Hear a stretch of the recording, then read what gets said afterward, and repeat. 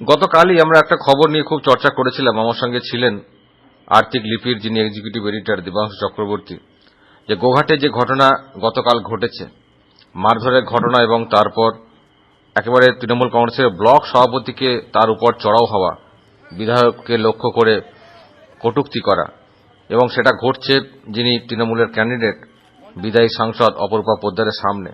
তারপরেও দলের কোথায় অনুশাসন, দল কোথায় ব্যবস্থা নিচ্ছে, এই নিয়ে কিন্তু একটা দীর্ঘ চর্চা করেছিলাম দেবাংশু চক্রবর্তীর সঙ্গে। কিন্তু আলটিমেটলি যেটা দেখা যাচ্ছে যে সেই খবর যখন সম্প্রচার হয়, একেবারে গোঘাট নেতৃত্বের মোবাইলে ঘুরতে থাকে সেই চর্চা, এবং শেষ পর্যন্ত যেটা দেখা যাচ্ছে যে তৃণমূল নেতৃত্ব কিন্তু অবশেষে একটা উদ্যোগী ভূমিকা পালন করছে যে এইটা চলতে পারে না, এটা হতে পারে না। এবং আলটিমেটলি আজকে একটা দীর্ঘ বৈঠক হয়েছে, যেখানে গোঘাট তৃণমূল কংগ্রেসের যে বিধানসভার কমিটি, তার মেম্বাররা ছিলেন। গোঘাট 1 নম্বর ব্লকের মনোরঞ্জন পাল, প্রদীপ রায় থেকে শুরু করে অনেকেই ছিলেন আজকের এই বৈঠকে। গোঘাট 2 ব্লকের বিভিন্ন অঞ্চলের নেতৃত্ব তারা ছিলেন। সকলে মিলে একটা রেজলিউশন করেছেন যে এইটা চলতে পারে না এবং ফরিদ খানের বিরুদ্ধে ব্যবস্থা নিতে হবে, ফরিদ খানকে দল থেকে বহিষ্কার করতে হবে। তারা একমত হয়েই তারা কিন্তু এই রেজলিউশনটা করেছেন, যেখানে বিধায়ক ছিলেন মানস মজুমদার, তিনিও সেই মিটিংয়ে ছিলেন। দীর্ঘ একটা বৈঠক হয় এবং সেই রেজলিউশন জেলা নেতৃত্বের কাছে পাঠানো হয়েছে। আমরা যখন কথা আবার বলছি, এখনো কিন্তু মিটিং শুরু হওয়ার খবর নেই।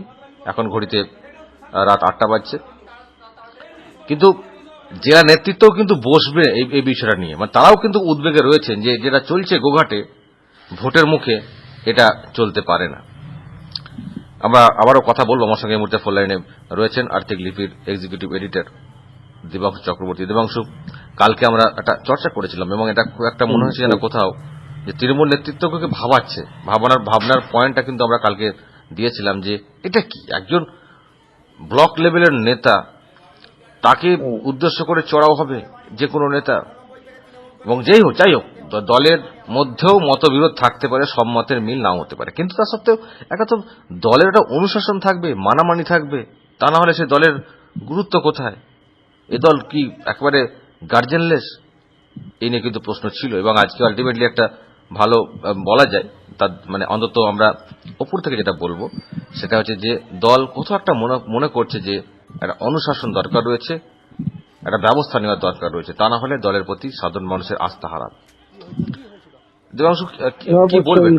হ্যাঁ, এটা তুমি ঠিকই বলেছো যে অনুশাসনের একটা দরকার। সেটা তুমি জানো যে কোনো রাজনৈতিক দল হোক বা কোনো গোষ্ঠী হোক, কোনো পরিবার হোক, যে কোনো ক্ষেত্রেই আমরা যেহেতু একটা সমাজবদ্ধ জীব, আমাদের কিছু সামাজিক নিয়ম কানুন রীতিনীতি মেনে চলতেই হবে।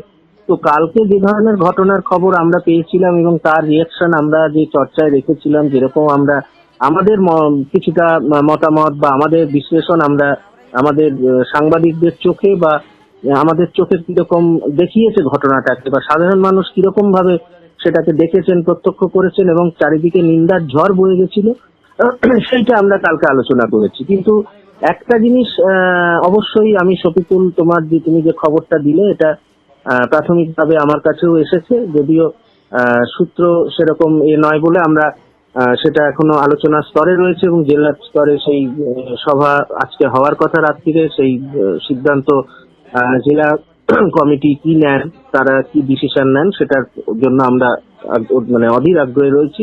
কিন্তু আমি আশা করব যে এই ধরনের যে কোনো ঘটনা যেটা প্রকাশ্যে, তুমি দেখো যে কোনো রাজনৈতিক কর্মসূচি বা যে কোনো প্রচারের প্রচার চলাকালীন যে কর্মসূচি বা যে কোনো ধরনের রাজনৈতিক যে আমাদের বিভিন্ন দলের যে প্রোগ্রাম হয়, তাতে আমরা কি দেখি না, কিছু থাকে কর্মী সভা থাকে, কিছু জনসভা থাকে, কিছু একবারে সাধারণ সমাবেশ থাকে। তো বিভিন্ন ধরন আছে, সেগুলো কোথাও তাদের একবারে ঘরোয়া ভাবে তারা সিদ্ধান্ত নেন, কোনো কর্মসূচি গ্রহণ করেন, কোথাও জনসভা হয়, কোথাও সাধারণ সমাবেশ হয়। কিন্তু যে কোনো পার্টির একটা গাইডলাইন থাকা উচিত যে আমার কোন কর্মী কতটা, তার যে ঊর্ধ্বতন কর্তৃপক্ষ, তার যে একবার ইমিডিয়েট বস বা তার উপরে যিনি আছেন, বা প্রত্যেককে এই যে হায়ারার্কি সিস্টেমে যে মান্যতা দিয়ে চলা, এটা কিন্তু আমরা বরাবর দেখেছি যে দীর্ঘ 34 বছর যে বাম রাজত্ব ছিল, আমরা তখন একটা জিনিস, বামেদের বহু খারাপ জিনিস নিয়ে আমরা পর্যালোচনা করেছি, কিন্তু এটা ঘটনা তারা কিন্তু এই হায়ারার্কিটা শেষ দিন পর্যন্ত মেনটেন করেছেন। অর্থাৎ জেলা সভাপতি যিনি ছিলেন তার কোনো নির্দেশ যদি নিচু স্তরে আসতো, সেটা কিন্তু নিচু স্তরের নেতারা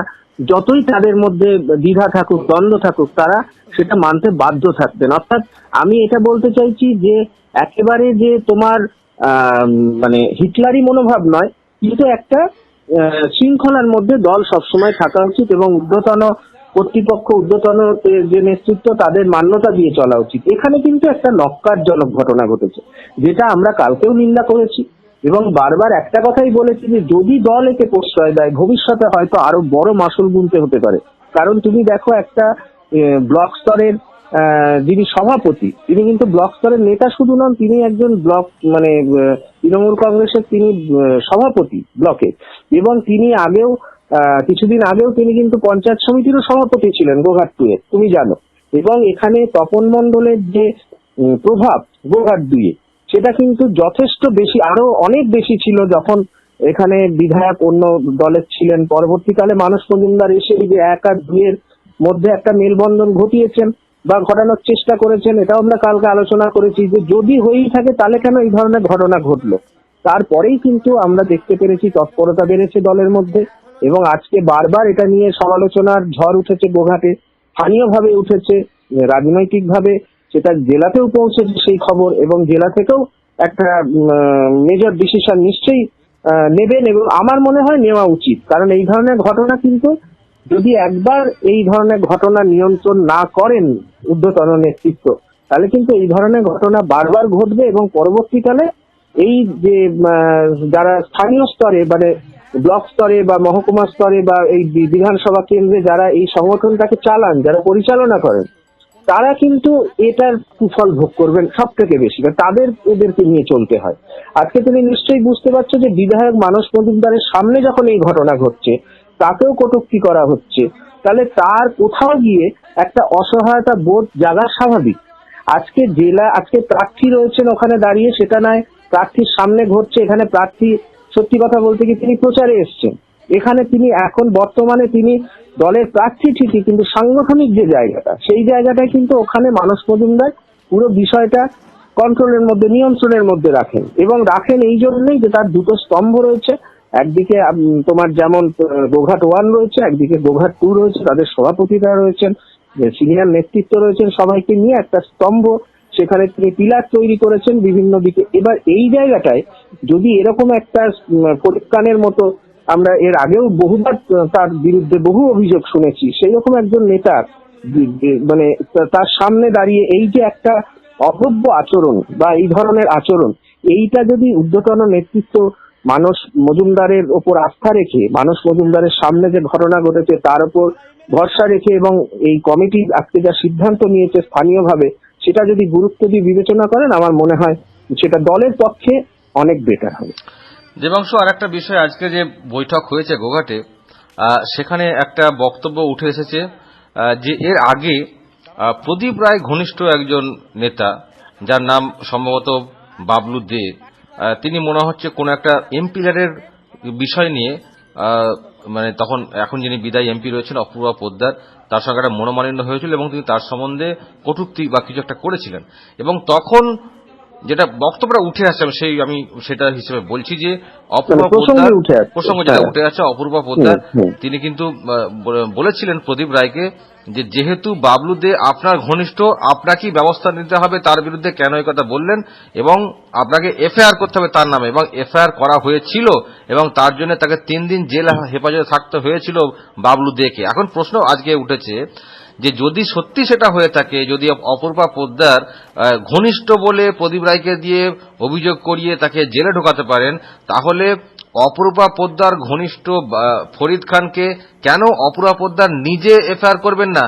এইটা করতে হবে ফরিদ খানের বিরুদ্ধে, কারণ ফরিদ খান অপূর্বা পোদ্দার ঘনিষ্ঠ, এবং সেই অপূর্বা পোদ্দার ঘনিষ্ঠ ফরিদ খান তপন মণ্ডল বা এই বিধায়ক যে মানস মজুমদারকে এইভাবে কটূক্তি করেছেন বা এরকম উদ্ধত হয়েছেন।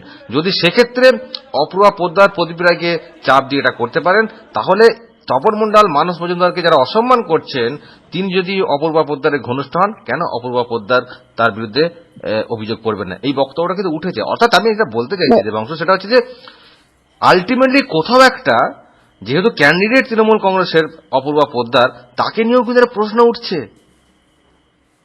না, এখন দেখো, এটা তো আমি তোমাকে বারবার বলছি যে শৃঙ্খলাটা দরকার দলে, যে কোনো রাজনৈতিক দলে, এবং কোনো রাজনৈতিক দল ব্যক্তি নির্ভর অবশ্যই হবে, কিন্তু তাকে মনে করতে হবে যে সেই দলটা আছে বলেই সেই ব্যক্তির গুরুত্ব বা সেই ব্যক্তির সাংগঠনিক জায়গাটা তার রয়েছে, তার গুরুত্বটা রয়েছে। সুতরাং দলকে যদি কোনো মানে নেতা কর্মী তুমি যাই বলো না কেন, তারা যে পদেই থাকুন, তারা যদি ভালোবাসেন, তাহলে কিন্তু যখন যে কোনো ধরনের কর্মী, যে গ্রাসরুট লেভেলের হোক বা যে কোনো ধরনের, তারা যখন অন্যায় করবেন, সে অন্যায়টাকে কিন্তু প্রশ্রয় দেওয়া চলবে না। সে তার নিজের, তুমি বলছো তার ঘনিষ্ঠ, এবার ধরো কালকে অন্য কারো ঘনিষ্ঠ একটা অন্যায় করবেন, তার ঘনিষ্ঠ বলে তাকে ছাড় দেয়, এটা তো হতে পারে না। তাহলে তো যদি ব্যক্তি কেন্দ্রিক মানে ব্যক্তির ওপর নির্ভর করে দল সিদ্ধান্ত নিতে যায়, বা কোনো ব্যক্তির কাছের লোক বলে দল সেই সিদ্ধান্ত নিতে গিয়ে চাপে পড়ে, তাহলে আমি তো বলবো সেখানে মানে জেলা নেতৃত্বই সেটা, তাহলে তার দুর্বলতা প্রকাশ পাবে। এটা তো আর কিছু বলার নেই এখানে। আরেকটা বিষয় দেবাংশু, যাই হোক, বিষয়টা যেহেতু এখন এরকম একটা পর্যায়ে এসেছে, একটা অনুশাসন নিয়ে দলের মধ্যেই একটা মানে বলা যায় একটা আলোড়ন পড়ে গেছে যে একটা কিছু করতে হবে। কিন্তু আমি যেটা জানতে চাইছি যে সত্যি দুটো বিষয়। একটা হচ্ছে যে ফরিদ খান যেমন আছেন তেমন ভাবে কাজ করবেন। দল হয়তো বলে দিল যে এই সময় ভোট, যেহেতু কাউকে চটাবা দরকার নেই, নিজেরা কাজ করে যাও, এটা একটা। আর একটা হচ্ছে যে না, সত্যিই ফরিদ খানকে সাসপেন্ড করা হলো দল থেকে, সেক্ষেত্রে ভোটে কি প্রভাব পড়তে পারে? না, আমি মনে করি, দেখো শফিকুল, তোমাকে পরিষ্কার কথা বলছি যে তৃণমূল কংগ্রেস পশ্চিমবঙ্গের নিরিখে যদি তুমি বলো, এই রাজ্যের নিরিখে তার পরিবার এতটাই এখন বিস্তৃত, সারা পশ্চিমবঙ্গ জুড়ে এতই মানে তুমি কর্মী সমর্থক পাবে, সেখানে কিন্তু তুমি হাজার হাজার ফরিদ খান পাবে, হাজার হাজার তপন মণ্ডল পাবে, হাজার হাজার আতাউর হক পাবে। এবার এইটাকে তোমাকে ভাবলে চলবে না, কারণ একটা ম্যান যখন, একটা কর্মী যে কোনো দলের হোক, যে কোনো, আমি তোমাকে বারবার বলছি, এটা রাজনৈতিক দলই শুধু নয়, তোমার পরিবারেও যদি কোনো গুরুত্বপূর্ণ ব্যক্তি কোনো অন্যায় করেন, আমার মনে হয় তিনি পরিবারের যিনি মাথা, তাকে কিন্তু নিরপেক্ষভাবে তদন্ত করে দৃষ্টান্তমূলক শাস্তি দেওয়া উচিত। কারণ তুমি দেখো, আজকে ফরিদ খান ম্যাটার নয়, তৃণমূল কংগ্রেস দলটা কিন্তু একটা ফরিদ খানের উপর বেস করে নেই।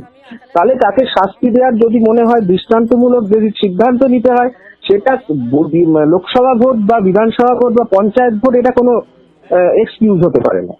দলের নিরিখে সে যদি কোনো মানে দলের ভাঙে, দলের যে তোমার শৃঙ্খলা ভাঙে, তাহলে তখনই তাকে শাস্তি দিতে হবে। এবং সেটা অবশ্যই মানে স্তর বাই স্তর, যেটা তুমি বলছো যে স্থানীয় স্তরে এই একটা সিদ্ধান্ত হয়েছে, জেলা নেতৃত্ব নিশ্চয়ই সেটা বিবেচনা করে সিদ্ধান্ত গ্রহণ করবেন। কারণ এইখানে তো এক্ষেত্রে তো নিশ্চয়ই পরীক্ষানের জন্য রাজ্য কমিটিতে যেতে হবে না, এই ধরনের স্তরে যেটা হয় আমি জানি। সুতরাং আমি বলবো একটাই কথা শফিকুল, যে এটা কোনো সিচুয়েশন, কোনো এক্সকিউজ হতে পারে না। সিদ্ধান্ত নিতে গেলে তোমাকে চটজলদি নিতে হবে। এতে কিন্তু আরো পাঁচজন নেতা বা তুমি তাদের দলের কর্মী বলো, তাদের সম্মান জড়িয়ে আছে, এবং তাদের অপদস্থ যেভাবে তারা হয়েছেন কালকে, সেই জায়গাটা বিবেচনা করা জেলা নেতৃত্বের অবশ্যই উচিত। এবং আবার এটাও পাশাপাশি বলবো যে জেলা নেতৃত্বের এটাও দরকার যে ফরিদ খানকেও ডেকে, মানে তাদের, যেহেতু আমরা সবসময় এটা করি যে নিউজ যখনই সংবাদ পরিবেশন করি, যার বিরুদ্ধে সে যত বড় অপরাধী হোক না কেন, যদি তাদের কাছে আমরা পৌঁছাতে পারি বা তাদের বাইট বা ফোনে আমরা পেতে পারি, আমরা তার এক লাইন হলেও বাইট দিই। সুতরাং সেখানে ফরিদকেও একটা আত্মসমর্পণের সুযোগ দিক, এবং তাকে সিদ্ধান্ত পরিষ্কার সামনাসামনি জানিয়ে দেওয়া হোক। এটা যত তাড়াতাড়ি করবে যে কোনো অর্গানাইজেশন, তার যে শৃঙ্খলা যদি টিকিয়ে রাখতে চায় বা টিকিয়ে রাখতে পারে, সেই সংগঠন বাড়ে, না হলে সেই সংগঠন তাসের ঘরের মতো ভেঙে পড়ে। এখানেও তাই হবে, যদি সিদ্ধান্তটা নিতে হবে দৃঢ়ভাবে, দৃঢ় পদক্ষেপে, সিচুয়েশন এখানে কোনো এক্সকিউজ হতে পারে না। একেবারেই। এবং দেখার বিষয় যেটা আপনি বললেন যে ফরিদ খানের অ্যাঙ্গেলটাও তো ভাবতে হবে, সেদিকের ইনপুটগুলো আমরা শেয়ারতে পারছি না। সুতরাং যারা বিবেচনা করবেন দলের নেতৃত্ব, অবশ্যই অবশ্যই, কারণ তার মতামতটাও সে দিক।